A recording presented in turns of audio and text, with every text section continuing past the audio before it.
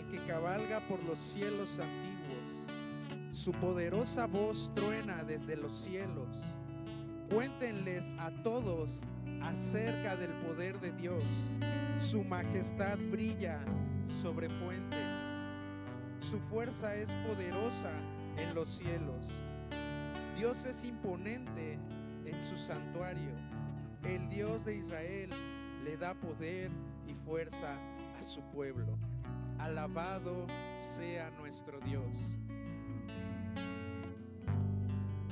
¿Por qué no tomas un momento y le expresas al Señor, al Rey, al Creador del cielo y la tierra, lo que Él significa para ti? ¿Quién es Él para ti? Oh, Señor, te alabamos. Señor, tú creaste todas las cosas. Por tu voluntad existen, Señor. ¿Cuánto nos amas? Gracias por acercarnos a ti, por abrir un camino que nos permite acercarnos con confianza ante tu trono de gracia, ante tu trono de poder y tu trono de amor, y poderte hoy expresar con nuestras palabras cuánto te amamos, Señor. Gracias, Jesús.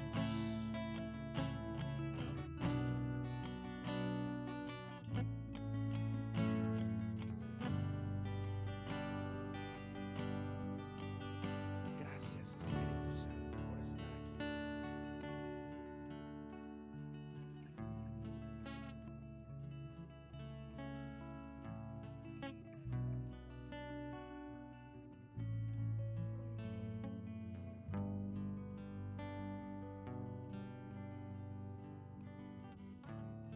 Segunda carta a los Corintios, capítulo 4, versículo 7.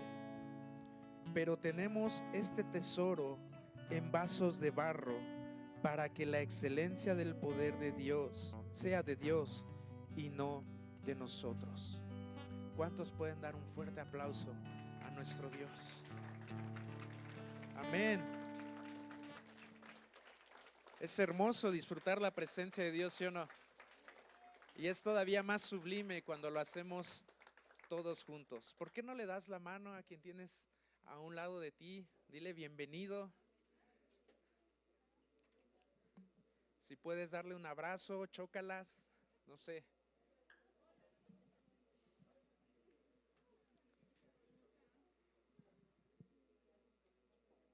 Después de esto puedes ocupar tu lugar y vamos a disponer nuestro corazón, vamos a disponer nuestra mente para escuchar la voz de Dios que habla a nuestra vida. ¿Cuántos quieren que Dios nos hable en esta noche?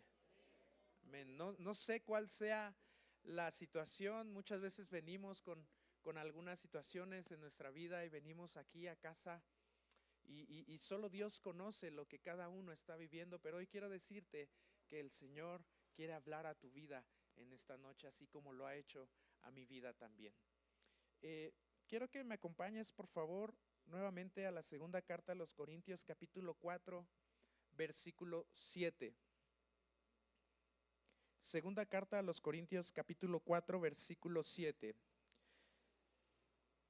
Pero tenemos este tesoro en vasos de barro, para que la excelencia del poder sea de Dios y no de nosotros. Vamos a orar. Padre, te damos gracias en el nombre de Jesús por la oportunidad que nos da, Señor, de acercarnos a tu presencia. Gracias por el privilegio de poder exaltar tu nombre, de poder bendecir tu nombre, Señor.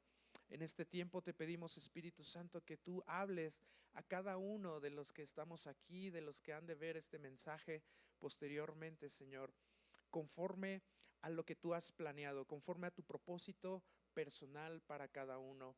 En el nombre de Jesús te damos gracias. Amén. Bien, este es el capítulo 4 de la segunda carta a los Corintios. De hecho, el apóstol Pablo fundó esta iglesia a los Corintios. Ya estudiamos la primera carta. De hecho, en el libro de los Hechos se menciona que el apóstol Pablo vivió ahí 1 año y medio, 18 meses se quedó en Corinto, en esta iglesia, ¿verdad? Estableciéndola.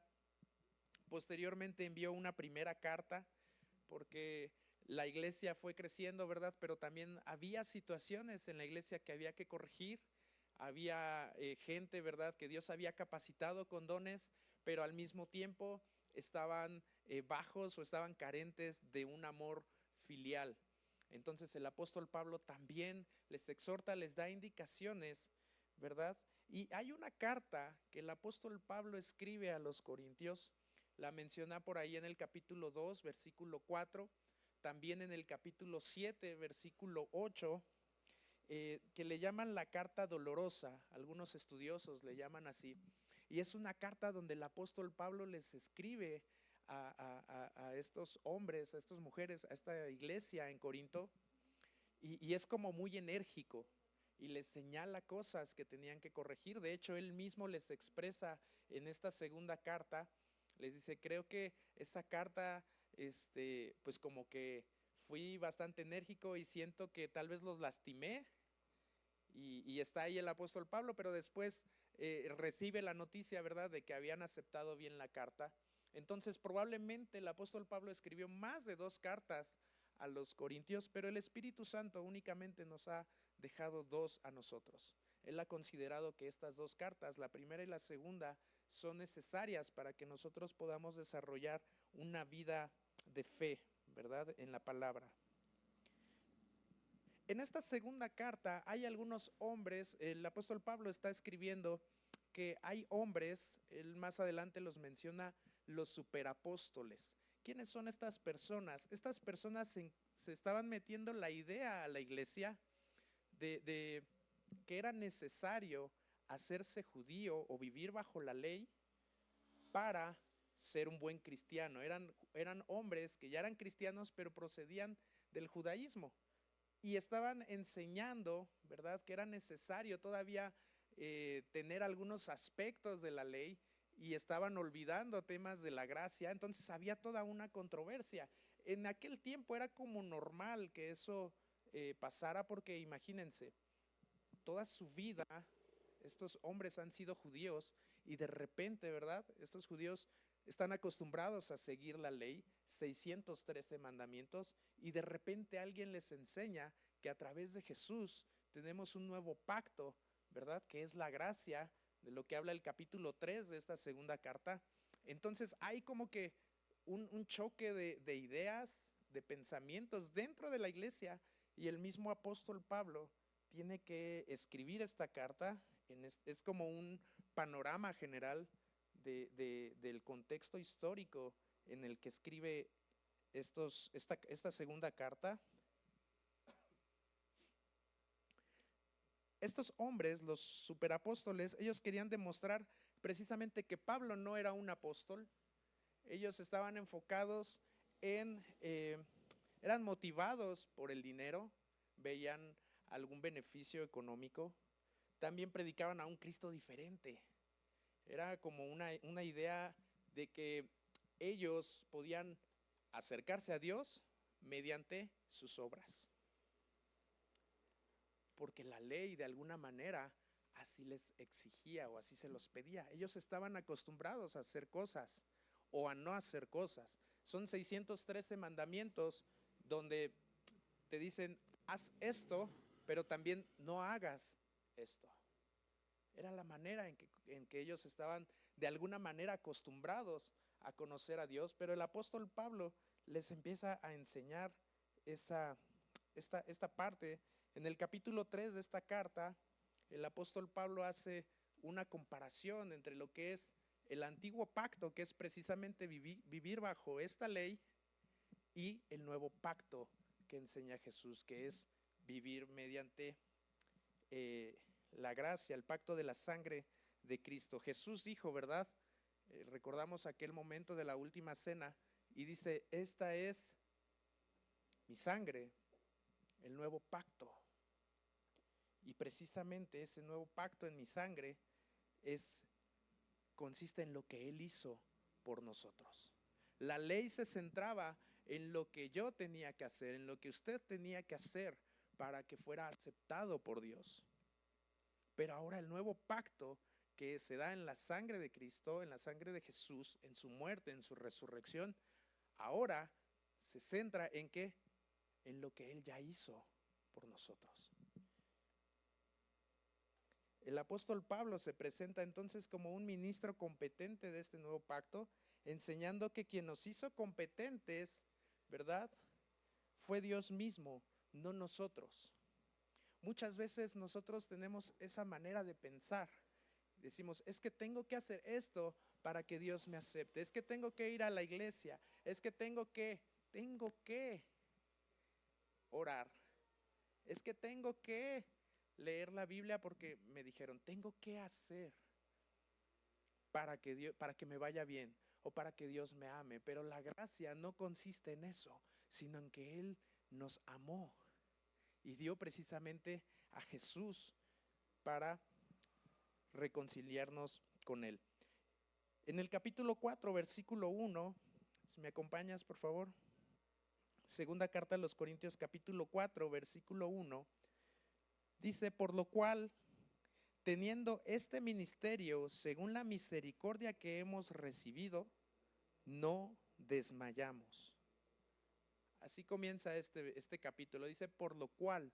Ese por lo cual nos indica que está dando continuación a algo que dijo previamente, ¿verdad? Entonces tendríamos que echar un vistazo de qué dijo antes para poder entender a qué se refiere en este versículo. Vamos a un capítulo antes, versículo 18, capítulo 3, versículo 18.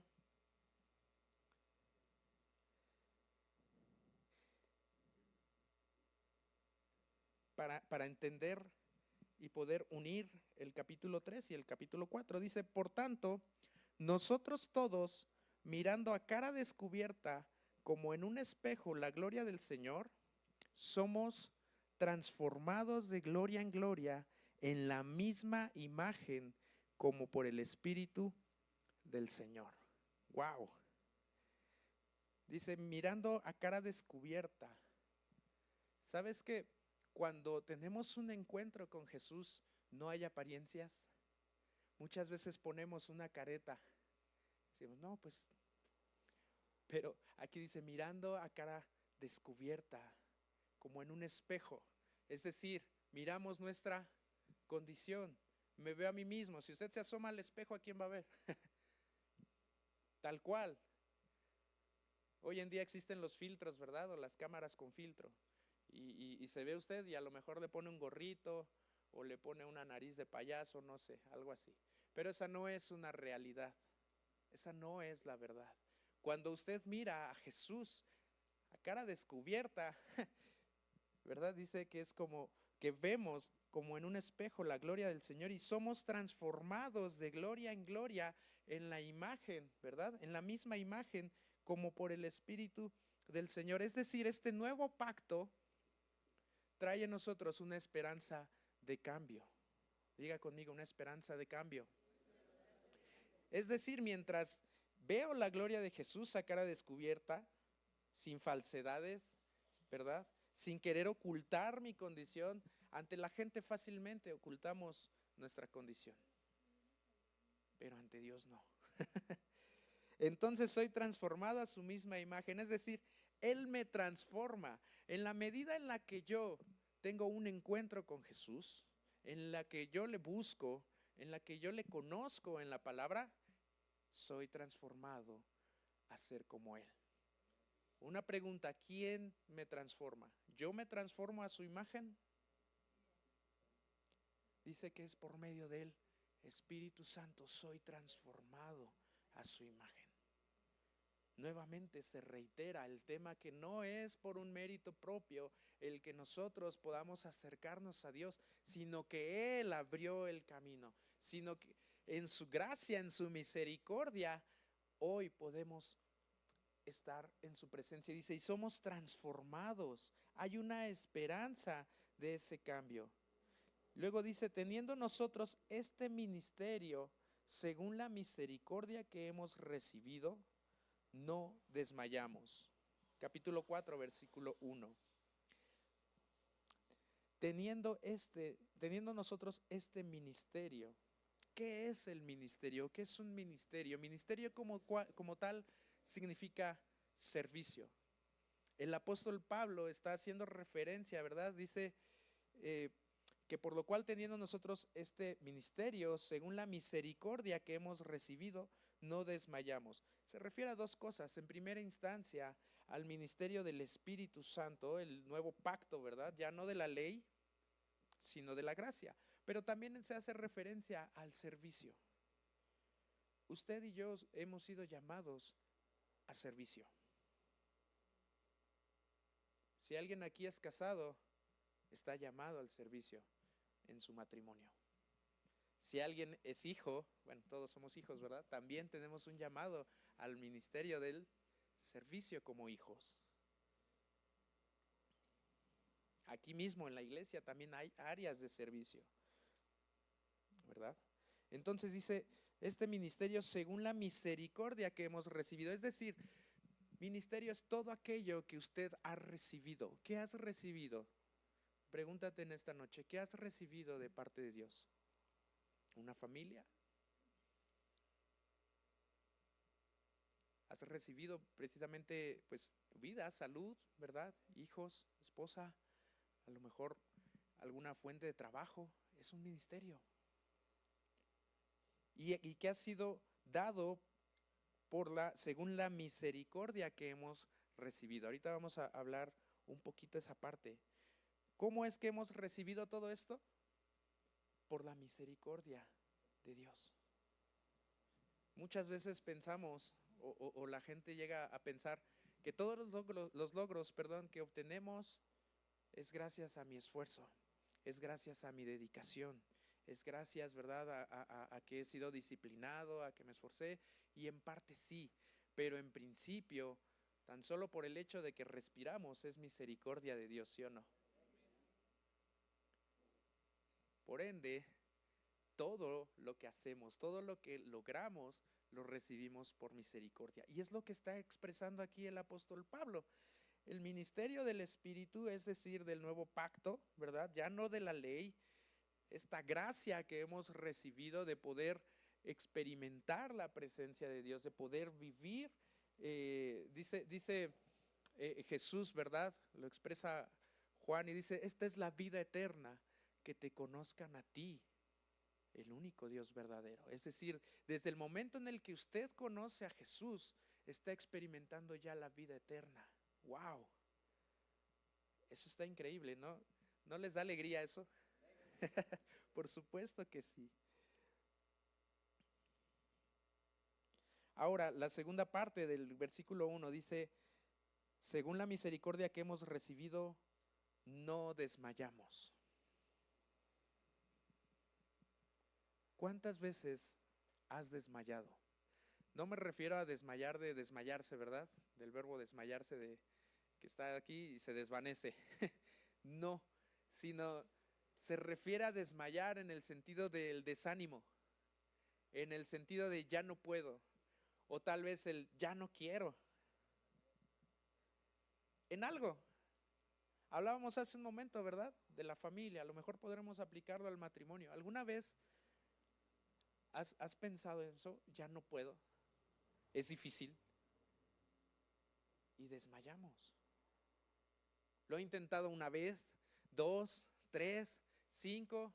A lo mejor está alguien que está estudiando una carrera y como que no le entran ahí las matemáticas y lo ha intentado 1, 2, 3, 5. A lo mejor alguien que está practicando un instrumento musical, no sé, algo que Dios puso en ti, un ministerio. Pero llega un momento en la vida en la que nos desanimamos. Llega un momento en la vida en el que no le encontramos tal vez sentido a lo que estamos haciendo y desmayamos, es decir, retrocedemos. Y tal vez tenemos todo para avanzar, pero hay algo que nos limita. Hay algo que a lo mejor algún engaño, ¿verdad? No sé, hay tantas cosas y flaqueamos y vamos para atrás. No tiene sentido, ¿verdad? Esforzarme, no tiene caso continuar, aún mismo aquí dentro de la iglesia. Es que yo voy a la iglesia y levanto mis manos y canto en tu presencia, me consumes. Pero llego a mi casa y hay tantos problemas que digo, híjole, pues no tiene caso que vaya a la iglesia. Al contrario, tengo más problemas.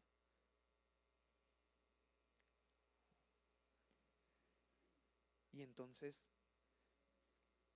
desmayamos.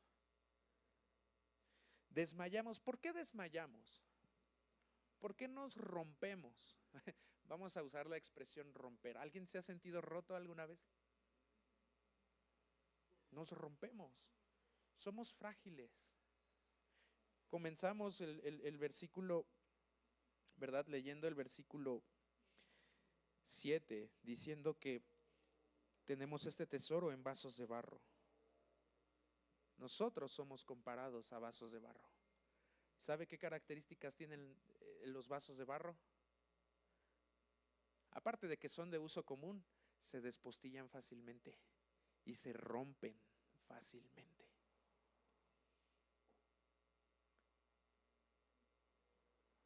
¿Cómo se rompen? Pues con el uso, por la vida. Nosotros nos llegamos a romper por las situaciones que nos rodean. ¿Y sabe por qué nos rompemos? ¿Por qué desmayamos?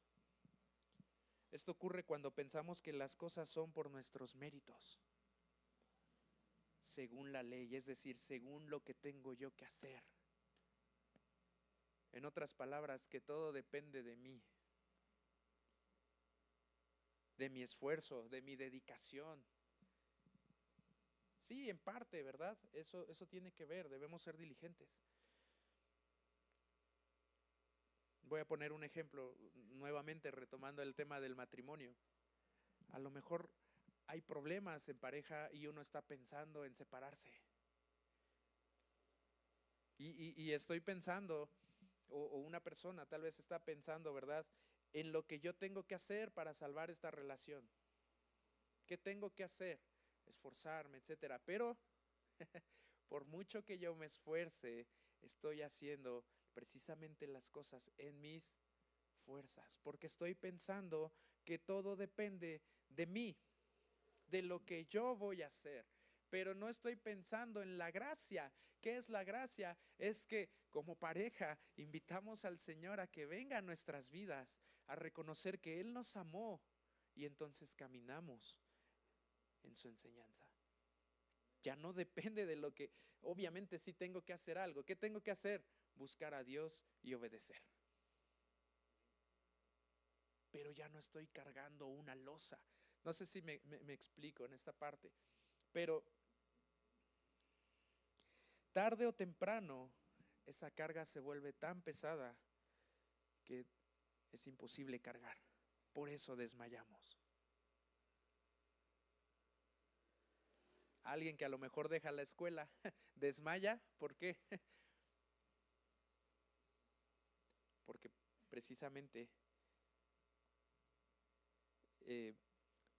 hizo todo lo que estaba en sus fuerzas, pero faltó algo, o mejor dicho, faltó alguien. Ahora una pregunta, Pablo, ¿el apóstol Pablo tendría razones para desmayar? Ya dijo, hemos recibido este ministerio y por esta razón no desmayamos.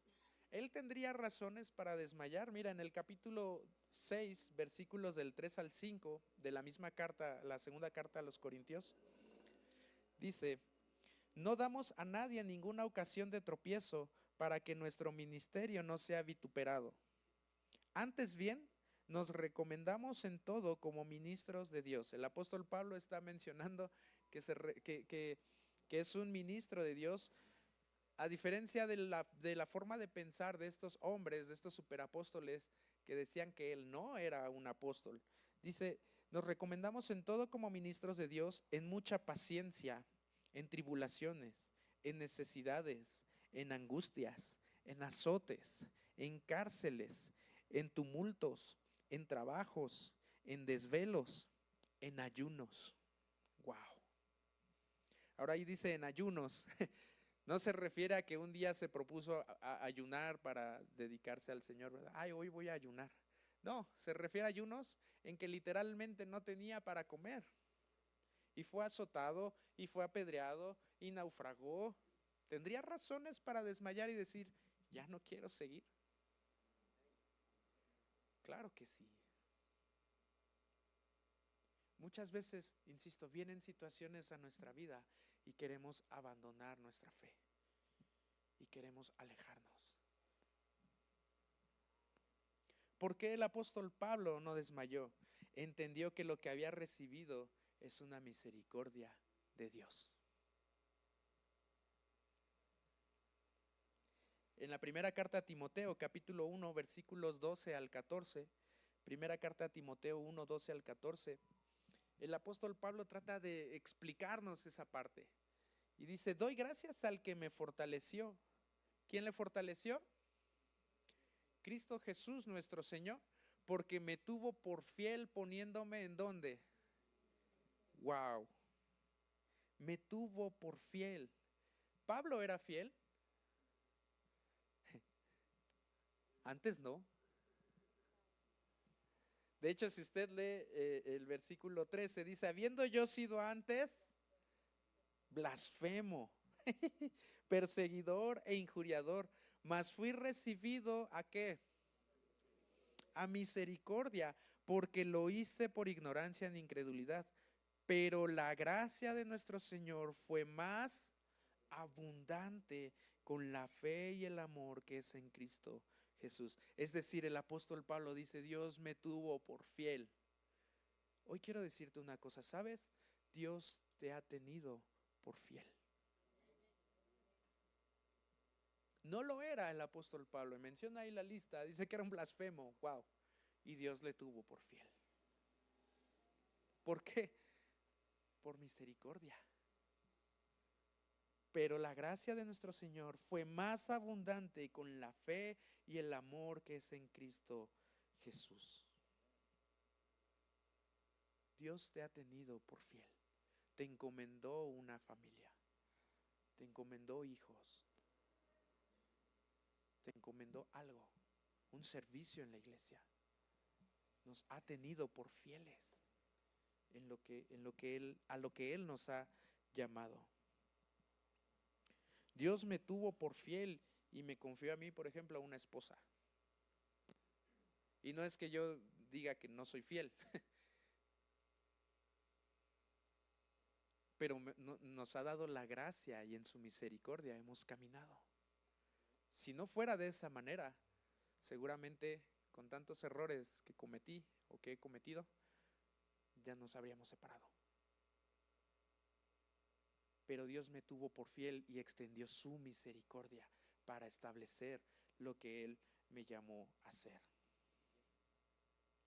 Entonces, ¿cómo desmayar al ver la gracia de Dios en mi vida? ¿Cómo renunciar si Dios me tuvo por fiel? ¿No es acaso un gran voto de confianza el hecho de que Dios te diga, eres fiel? No por lo que yo hago, lo acabamos de ver, ¿verdad? No por mis méritos, sino que a través de Jesús, que soy transformado a la imagen de ¿quién? De Jesús. Él me mira como fiel, Él me mira como digno. Pero si yo no estoy mirando a Jesús a cara descubierta, en otras palabras, exponiendo mi condición de fragilidad, nos estrellamos. Somos vasos frágiles. Ahorita vamos a llegar a esa parte.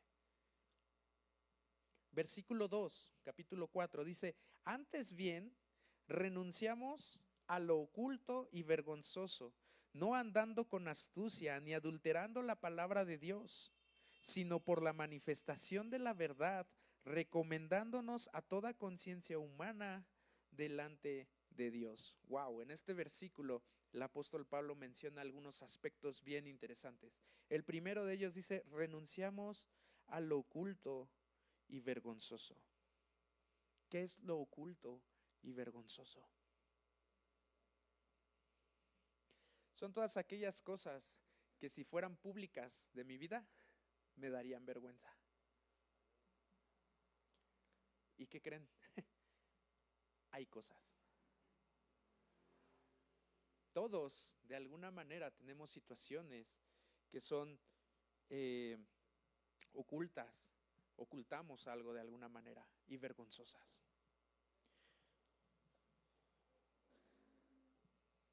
El hecho de vivir una vida, ¿verdad?, en la gracia de Dios, en este nuevo pacto, no significa que estas cosas van a desaparecer,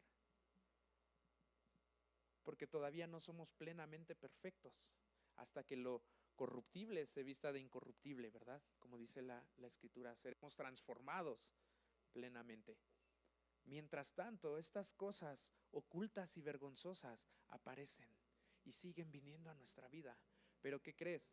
Que hoy, a través del nuevo pacto, a través de la gracia, a través de la presencia del Espíritu de Dios en ti, y que eres transformado a su imagen, ahora tienes la capacidad de decidir renunciar a eso.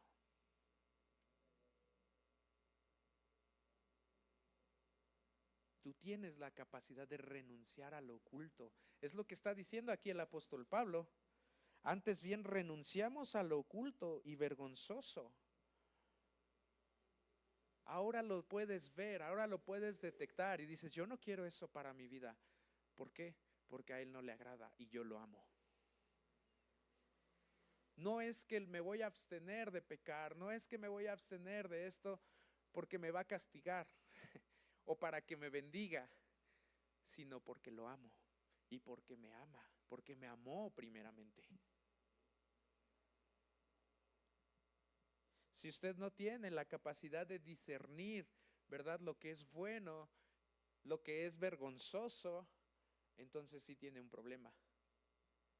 Y hay que pedir a Dios que le traiga entendimiento a su vida a través del Espíritu, a través de la palabra.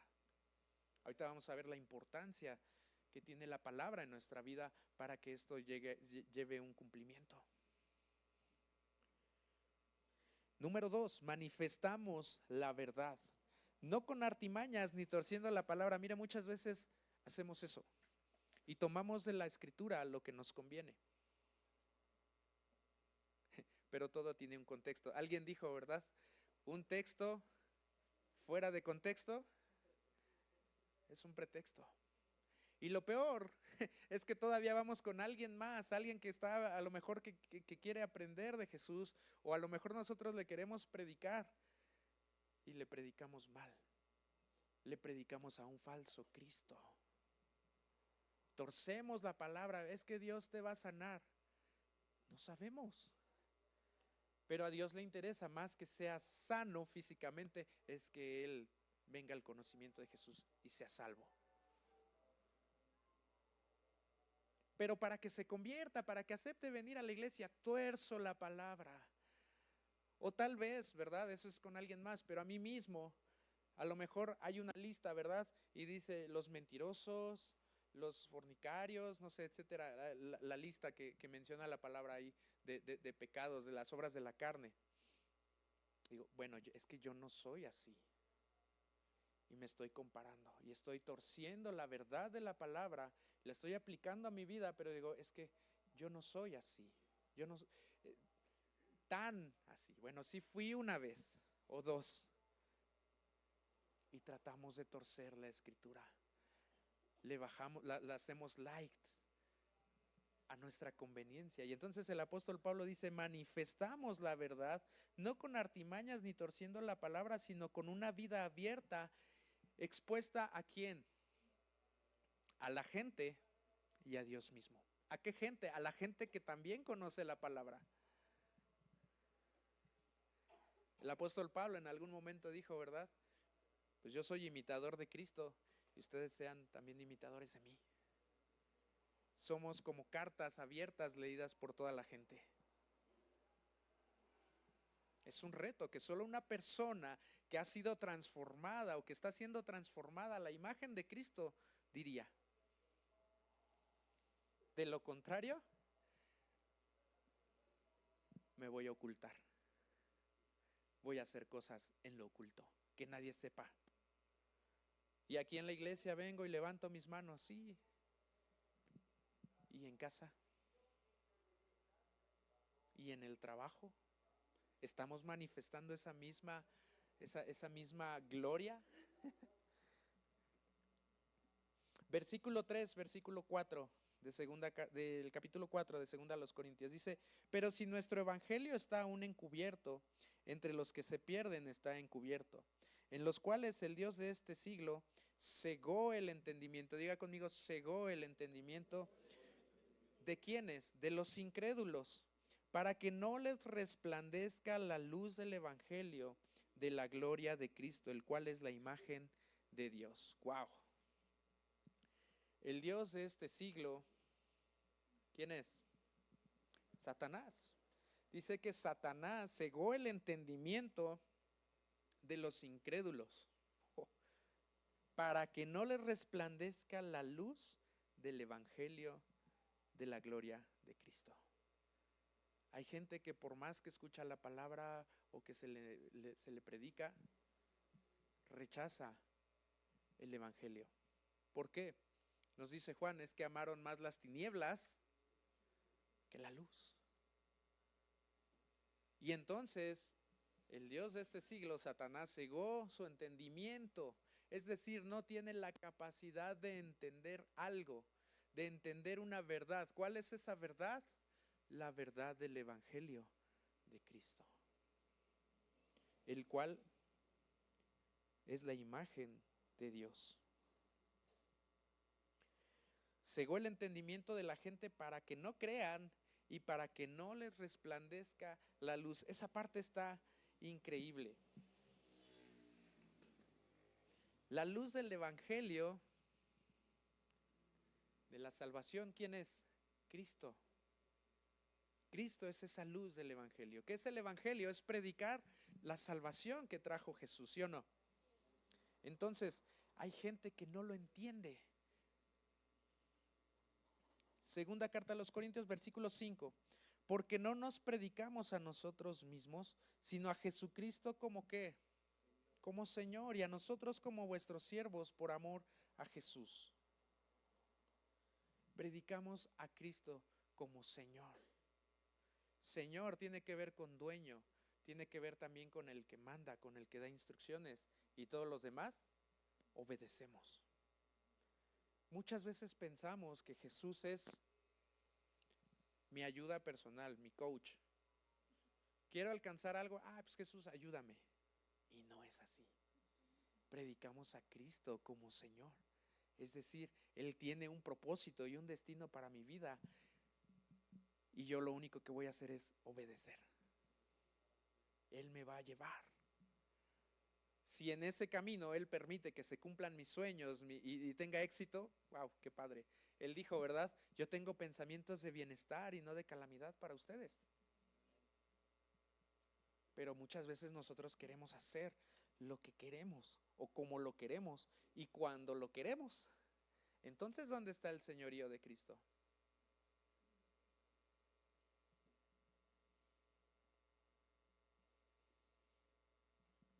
Presentar la palabra sin alteraciones. Simplemente predicamos a Jesús.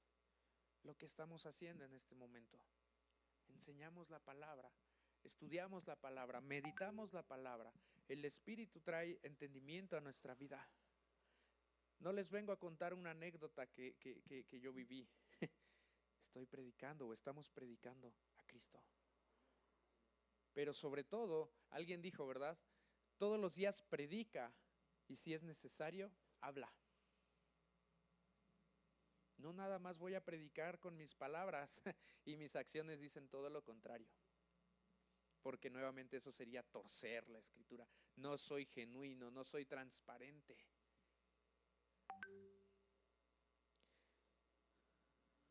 Versículo 6.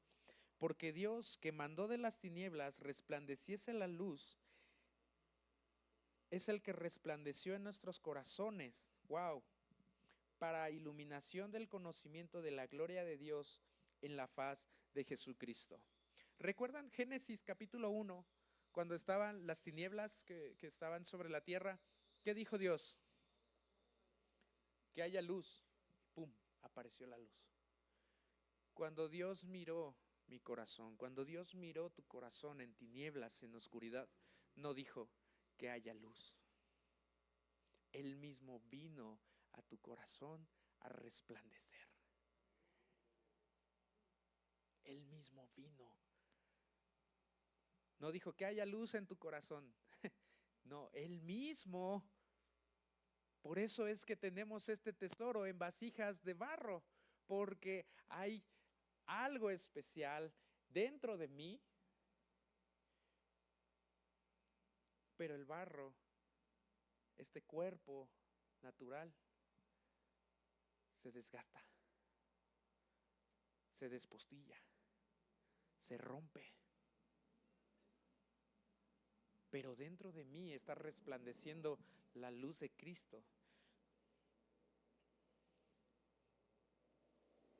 ¿Por qué Él vino a resplandecer a mi corazón? ¿Por qué Él vino a resplandecer a tu corazón? ¿Por algo bueno que hiciste? Porque Él te amó. Porque Él me amó.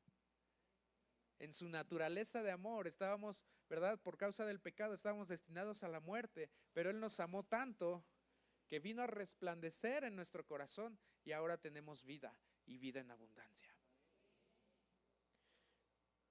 El apóstol Pedro en su segunda carta, en el capítulo 1, versículos 3 y 4, lo expresa de esta manera. Dice: mediante su divino poder, Dios nos ha dado todo lo que necesitamos para llevar una vida de rectitud. Todo esto lo recibimos al llegar a conocer a aquel que nos llamó por medio de su maravillosa gloria y excelencia. Él nos llamó y debido a su gloria y excelencia nos ha dado grandes y preciosas promesas. Dios te ha dado grandes y preciosas promesas. ¿Dónde están? En la palabra. Y luego dice: estas promesas hacen posible que ustedes participen de la naturaleza divina. Wow.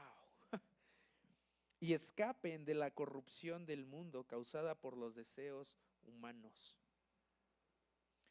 Usted y yo podemos tener acceso a la naturaleza divina. ¿Por qué? Porque Jesús está resplandeciendo en nuestros corazones. Porque Él es nuestro Señor. Si tú así lo has decidido. Insisto, esta parte es una decisión. Ahora en la gracia, en este nuevo pacto, ya no depende lo que yo hago, ¿verdad? Sino lo que Él ya hizo por mí. Pero ahora yo tengo la capacidad de tomar la decisión de abstenerme, de alejarme de lo que es oculto y vergonzoso. Esa naturaleza divina está en nosotros. Dios quiere que conozca su gloria. ¿Cuántos conocen la gloria de Dios? ¿Sabes? Moisés un día le dijo a Dios: quiero ver tu gloria. ¿Y qué le dijo Dios a Moisés? No puedes. Bueno, ve mi espalda. Pero a nosotros sí. ¿Cómo eso pasa? ¿Por qué? Ahora Dios te dice: quiero que conozcas mi gloria. ¿Qué tengo que hacer? Dejar que la luz del Evangelio, es decir, Cristo, resplandezca en mi corazón. Versículo 6 del capítulo 4 de 2 Corintios dice: para iluminación del conocimiento de la gloria de Dios en la faz de Jesucristo. Conoce a Jesucristo y entonces verás la gloria de Dios. ¿En qué consiste esa gloria? En lo que Él ya hizo por ti. ¿Qué hizo? Murió. El castigo de Dios, la justicia de Dios, las demandas que exigía esa ley, y a causa del pecado, ¿verdad? Jesús cumplió todas esas demandas. Y ahora tú puedes ser justificado. Ahora eres declarado aceptado por Dios. Eso es que resplandezca en mí la faz de Cristo. Ahora tengo una pregunta: ¿cuánto conoces a Cristo? ¿Cuánto de la gloria de Dios has conocido? Vimos hace un momento, ¿verdad? Bueno, lo mencionamos. La vida eterna ha comenzado desde ya, desde que tú aceptaste a Jesús. ¿Cuánto de la vida eterna estás viviendo? Cuando entiendes esto, no importa lo que venga. no vas a desmayar. Por eso el apóstol Pablo escribe más adelante en el versículo 7 y 9, dice, pero tenemos este tesoro en vasos de barro para que la excelencia del poder sea de Dios y no de nosotros, que estamos atribulados en todo, mas no angustiados, en apuros, mas no desesperados, perseguidos, mas no desamparados, derribados, pero no destruidos. Nosotros podemos experimentar eso, apuros, tribulación, persecución. Pero cuando entiendes la gloria de Cristo en tu vida, entonces no desmayas. Entonces no vas atrás, no retrocedes. Y a mí me gusta esta parte cuando dice que tenemos este tesoro en vasos de barro, porque el apóstol Pablo lo menciona a esta gente. Muchos de ellos tal vez eran judíos, otros eran gentiles, pero muchos de ellos pudieron recordar lo que dice Lamentaciones 4:2, y dice: los hijos de Sión, preciados y estimados más que el oro puro, como son tenidos por vasijas de barro, obra de manos de alfarero. Muchos pudieron reconocer esa parte, pero el punto es que ese tesoro, esa presencia de Dios, esa naturaleza divina está en mí, está en ti. Y aunque haya situaciones difíciles, no nos podemos romper. Estamos en apuros, pero no desesperados. No estás desamparado. A lo mejor alguien viene en esta situación, a lo mejor es tu caso, a lo mejor tú te sientes así, como una vasija que está rota. Pero yo estoy seguro que Dios quiere hacer algo contigo. ¿Recuerdas Jeremías 18? Hay una historia donde dice que esta vasija se echó a perder. No dice que el alfarero la echó a perder, dice que la vasija se echó a perder.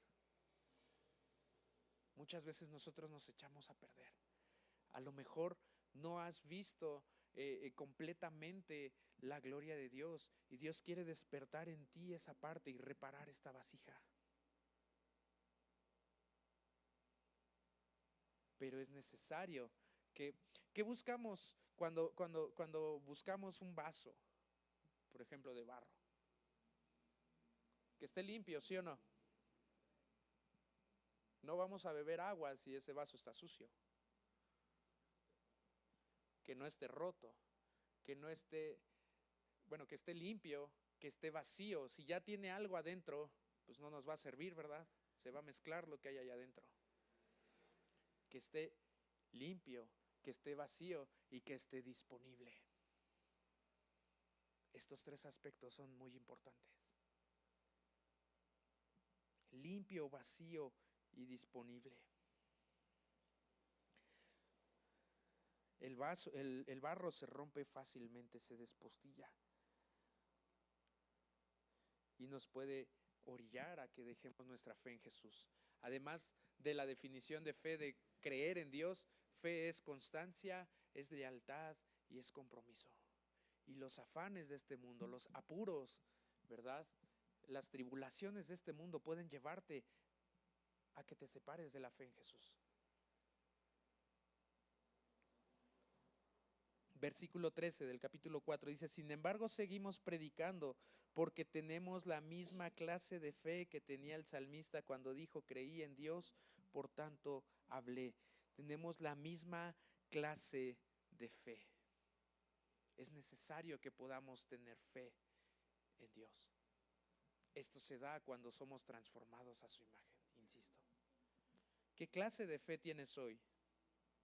La luz de Jesús, ¿a dónde te ha traído? ¿En qué estás parado en este momento? A lo mejor sí hay aflicción, a lo mejor hay gozo, hay alegría. ¿En dónde estás? Versículo 16: por tanto no desmayamos. A mí me impresiona mucho que el apóstol Pablo inicia este capítulo 4 y en el versículo 1 dice: por tanto no desmayamos. Y en el versículo 16, casi al final de este capítulo, nuevamente vuelve a decir: por tanto no desmayamos. Antes, aunque nuestro hombre exterior se va desgastando, el interior no obstante se renueva día con día. Versículo 17, las dificultades que tenemos son pequeñas y no van a durar siempre. Las dificultades que tú tienes no van a durar siempre, pero no desmayes, no te rompas. Pero gracias a ellas Dios nos llenará de la gloria que dura para siempre, una gloria grande y maravillosa, porque nosotros no nos preocupamos por lo que pase en esta vida que pronto acabará. Al contrario, nos preocupamos por lo que nos pasará en la vida que tendremos en el cielo. Ahora no sabemos cómo será esta vida, lo que sí sabemos es que será eterna. Wow. Es el versículo 18 del capítulo 4. Hoy Dios quiere hacernos vasos limpios, vacíos y disponibles.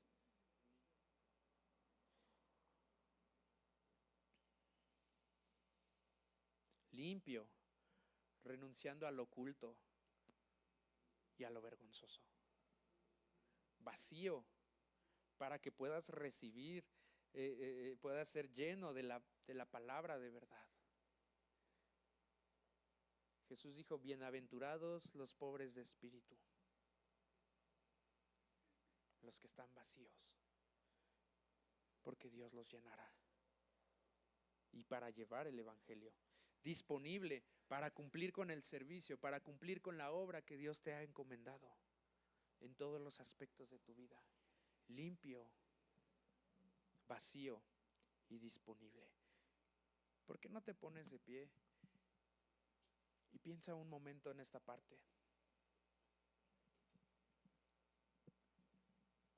Comenzamos diciendo, no sé en qué situaciones vienes hoy. A lo mejor Dios va a reparar vasijas en esta noche, o tal vez va a romper otras para volverlas a hacer. Lo importante es que aunque vengan situaciones que nos hagan querer desmayar, aunque haya situaciones en nuestra vida, a lo mejor te diagnosticaron una enfermedad, a lo mejor el hijo se está yendo de casa, a lo mejor el matrimonio es complicado, a lo mejor no hay un trabajo, una fuente económica, no sé. El apóstol Pablo ya nos regaló una lista, ¿verdad? Atribulado, pero ¿qué crees? No estás desamparado. Atribulado, pero no derrotado.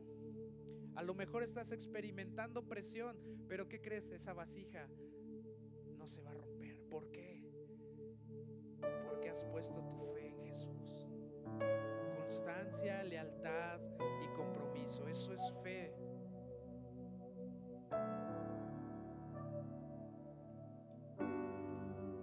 Que tu vida pueda ser como ese árbol del que habla el Salmo 1, que está plantado junto a corrientes de aguas, que da su fruto a su tiempo y su hoja no cae.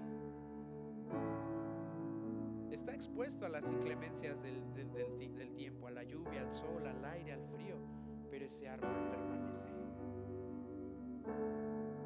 Vivimos en un mundo en el que fácilmente la sociedad se rompe, los jóvenes se rompen fácilmente, pero también los papás se rompen fácilmente.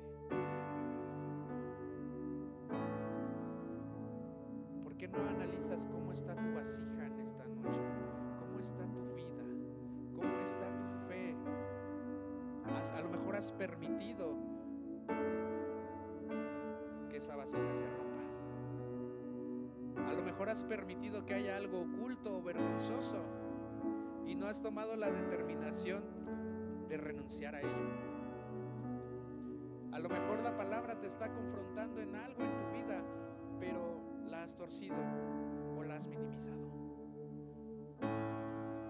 O tal vez hay alguien a quien de plano la luz de Jesús no le ha resplandecido en el corazón. ¿Qué tal si le pedimos a Dios que resplandezca en nuestra vida en esta noche?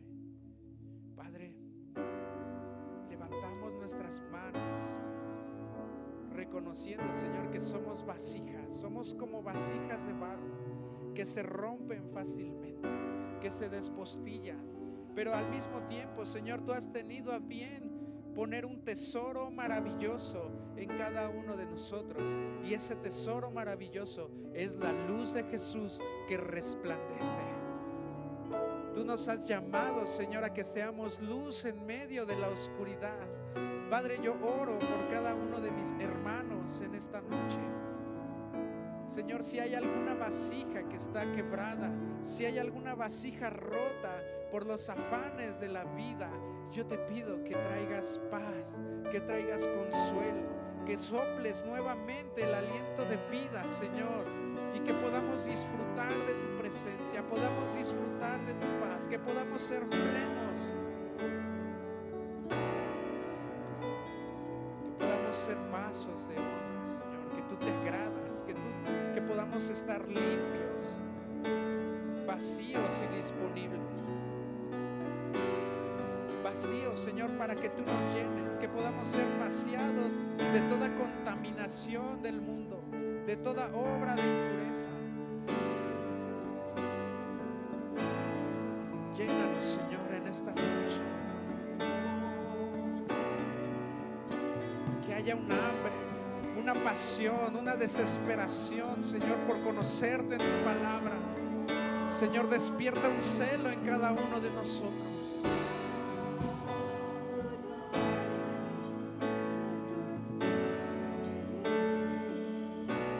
Podamos ser transformados a la imagen de Jesús.